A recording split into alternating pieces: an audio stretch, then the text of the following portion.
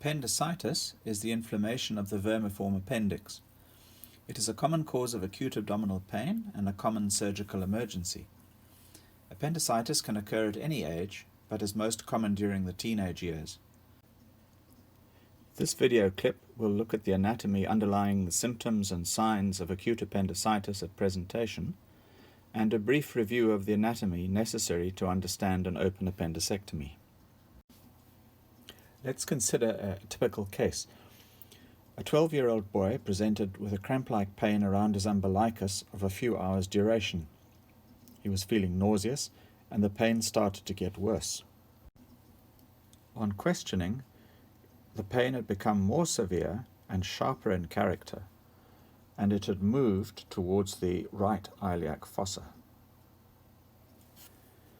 On examination, he had a slightly elevated temperature, his abdomen was not distended, and he had rebound tenderness in the right iliac fossa.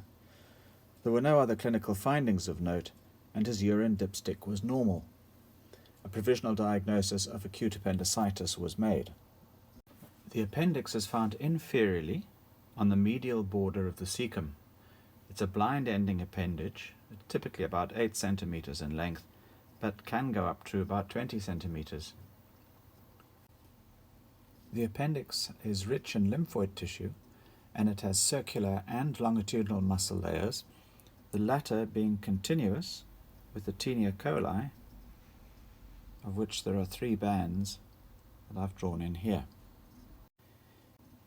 The appendix can be located following the 3 bands of tinea coli to their origin, which is at the base of the appendix. This is very useful during surgery, particularly when the appendix is hard to find. Zooming in closer to the appendix, one can see that it has a mesentery called the mesoappendix, which is attached to the terminal ileum inferiorly. Behind the ileum, you can see the appendicular artery, which then runs between the layers of the mesoappendix in order to reach the appendix to supply it. The appendicular artery is a branch of the ileocolic artery, which in turn is a branch of the superior mesenteric artery, which arises from the abdominal aorta. The venous drainage of the appendix is via vessels to the superior mesenteric vein and into the portal system. During an appendicectomy, the mesentery and the blood vessels in it must be divided in order to mobilize the appendix prior to its removal. As the appendix is on a mesentery, it is a mobile organ, and it can be found in a number of positions relative to the cecum, as shown in the diagram here.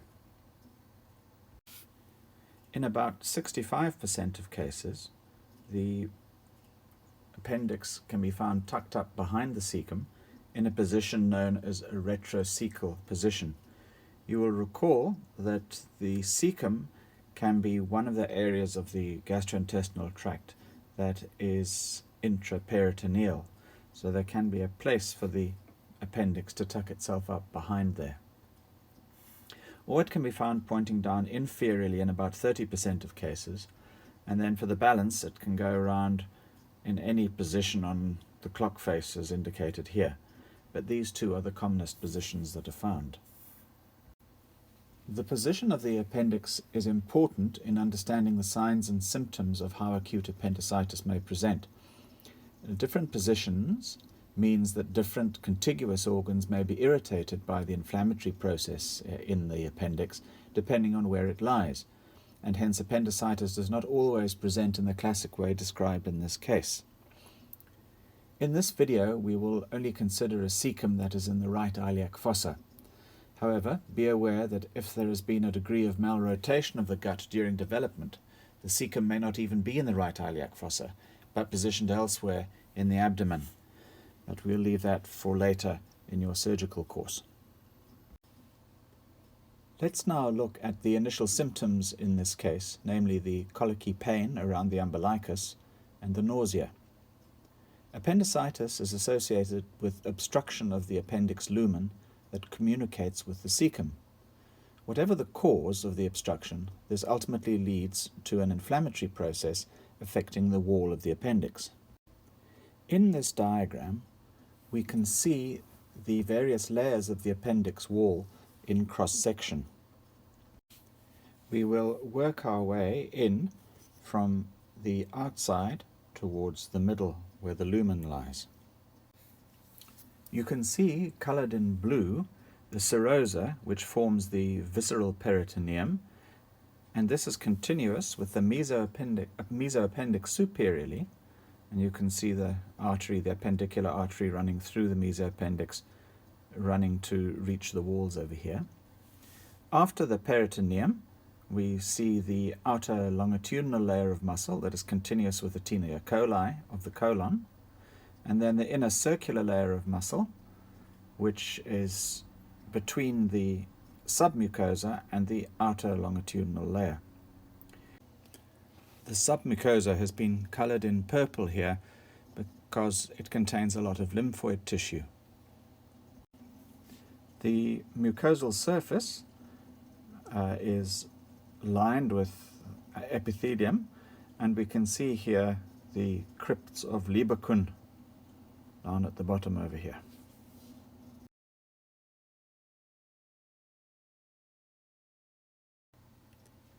When the lumen becomes obstructed, possibly by a fecalith or lymphoid swelling, the muscle layers contract in an attempt to overcome the obstruction. These contractions are painful and cause cramping that is detected by the visceral sensory nerves in the appendix.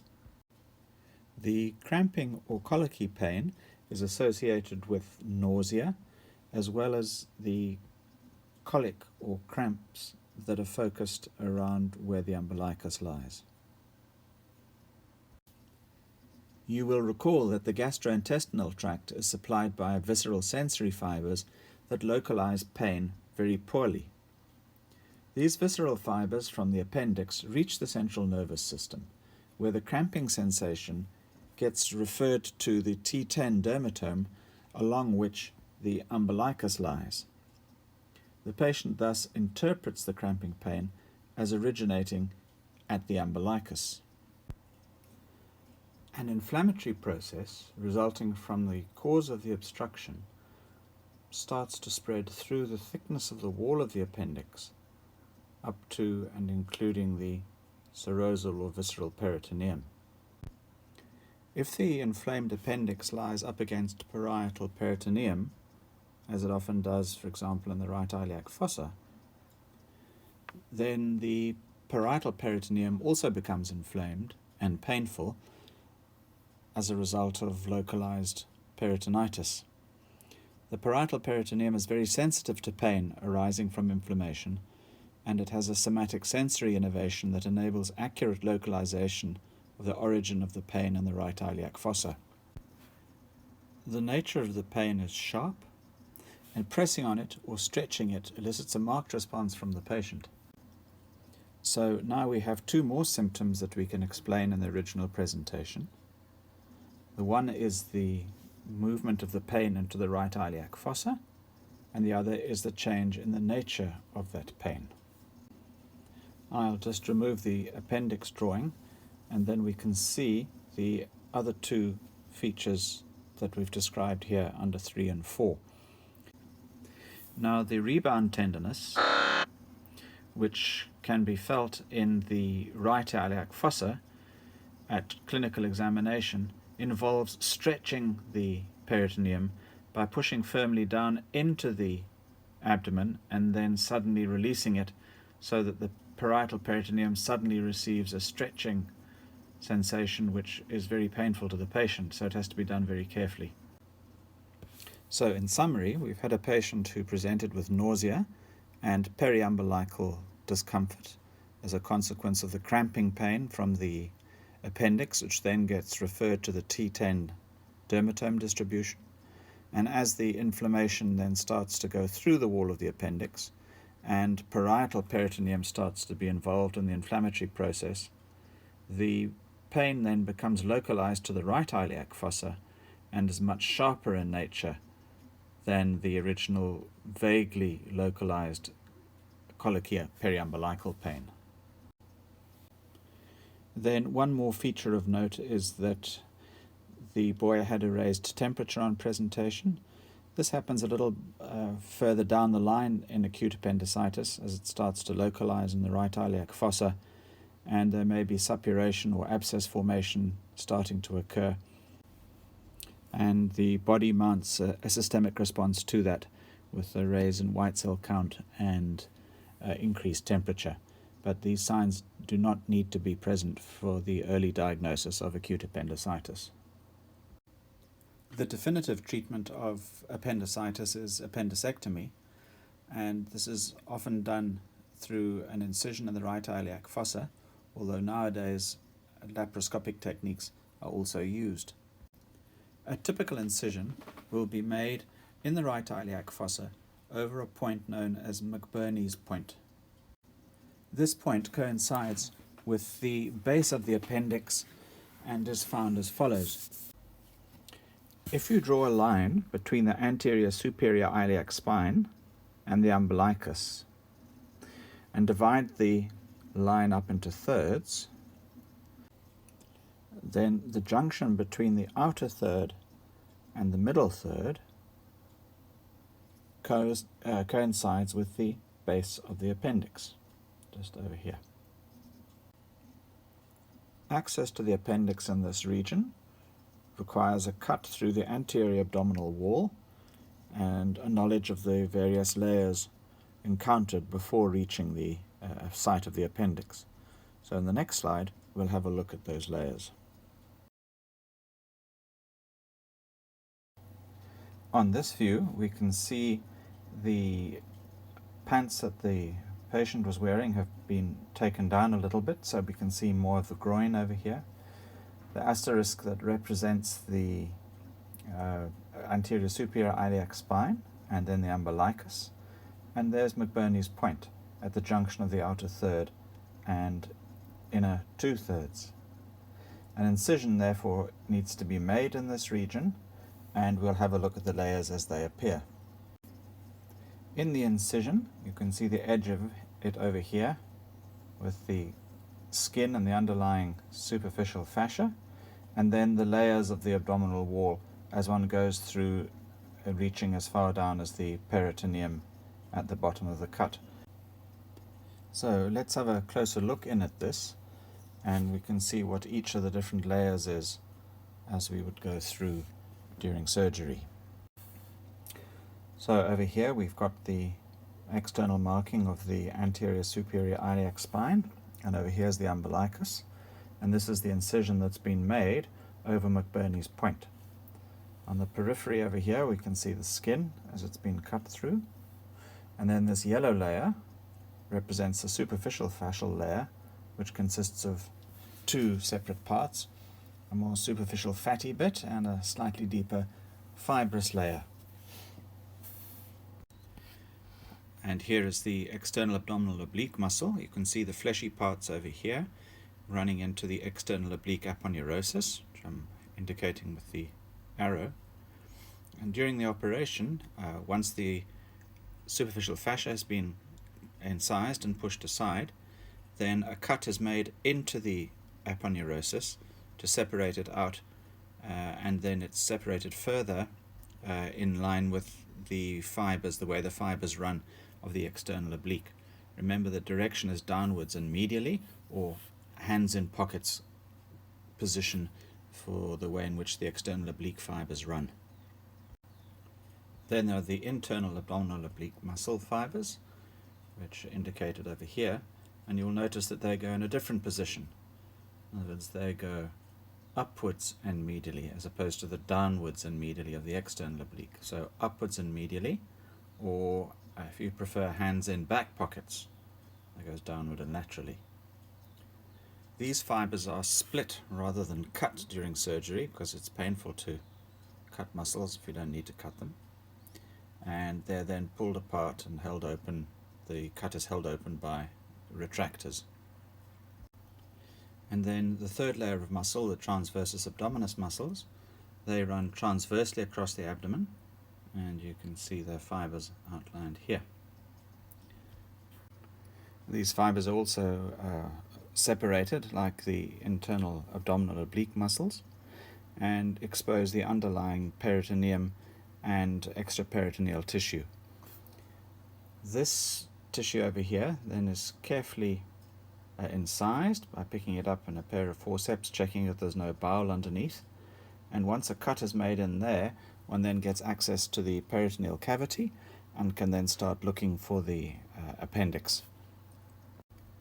You can imagine that looking for where the appendix might lie through the small hole requires a number of anatomical skills, and that's where being able to recognize the colon versus small intestine can be so useful, and following the Taenia coli down to their origin at the base of where the appendix should lie.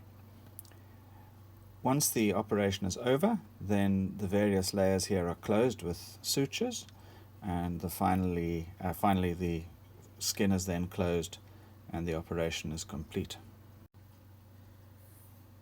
So let's review now the case as it was when it first presented.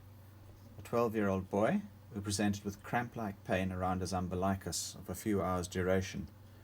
This cramp-like pain was visceral in origin.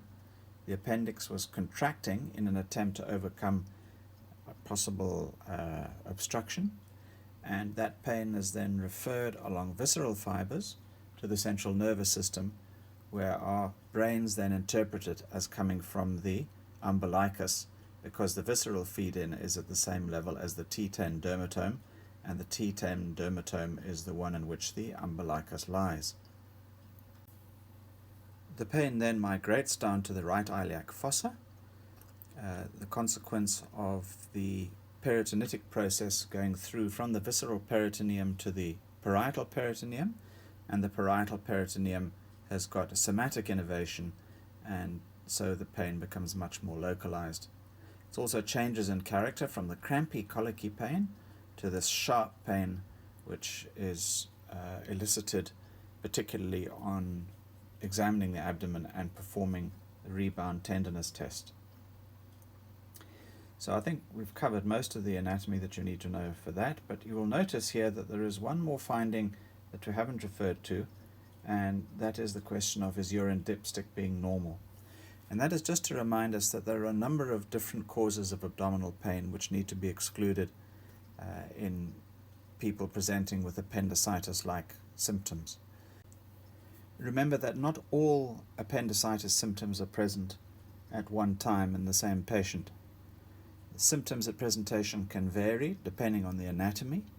So, for example, if the appendix is tucked right up behind the cecum, it may be that it doesn't cause a parietal peritonitis at all, and therefore the pain fails to migrate in the typical fashion to the right iliac fossa. If the appendix is in a strange part of the body, it may irritate another organ in the abdomen, and symptoms referable to that organ may arise. If the appendix is very long, it may even go right down into the pelvis and cause gastrointestinal problems, bladder problems, etc. So the reason for just stating a bit of a red herring here about the urine dipsticks being normal is to remind you to keep an open mind about different causes of abdominal pain. When you do your surgery, you will learn how to separate out and make a reasonable diagnosis based on a history and your clinical findings. It is not uncommon for a provisional diagnosis of appendicitis to be made, only to find at surgery that the appendix appears normal. One has to bear in mind that there are a number of causes of acute abdominal pain that can mimic acute appendicitis, and you'll become more familiar with these when you do your surgery course. However, for the purposes of this case, you could consider Meckel's diverticulum, and it would be worth looking up the embryology briefly and the reasons why it could present in such a way.